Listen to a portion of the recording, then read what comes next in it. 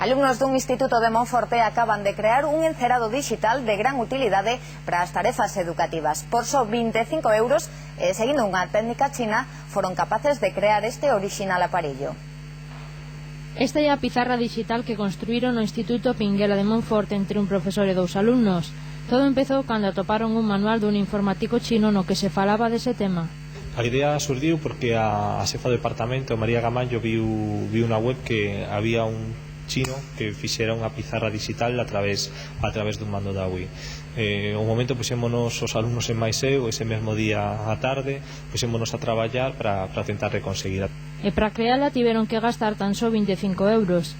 Como xa tiñan cañón de vídeo e ordenador, o que tiveron que facer foi un punteiro que interactuase coa pizarra digital.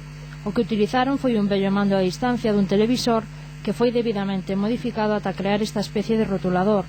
Ademais, tamén necesitaban o mando dunha consola Wii, que fai de receptor e comunica a distancia a pantalla, o ordenador e o punteiro. Este comunícase co mando da Wii, da consola Wii. É como se movéramos a consola. Isto fai de consola, o mando está fixo. Ao facer clic, recibe a señal e mandalle a señal por ordenador, que é o que está mostrando as imaxes. Falamos por videoconferencia cun dos 2 alumnos que crearon esta aplicación, que se atopa facendo unha beca Erasmus. Según el, levoulles pouco tempo crear este invento. A verdad que pasamos todo un día no instituto hasta bastante tarde traballando neso. Pasamos un día completo.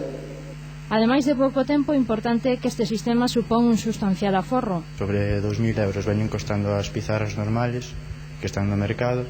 Esta costa 25 euros, que é o que nos costou o mando da Nintendo. Para todos aqueles que queiran facer unha pizarra digital así, só teñen que ir ao portal YouTube.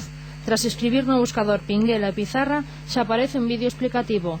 Ademais desta creación, tamén fixeron un robot, que entre outras cousas xa aprendeu a bailar a canción de moda, a Eurovisiva Chiqui Chiqui.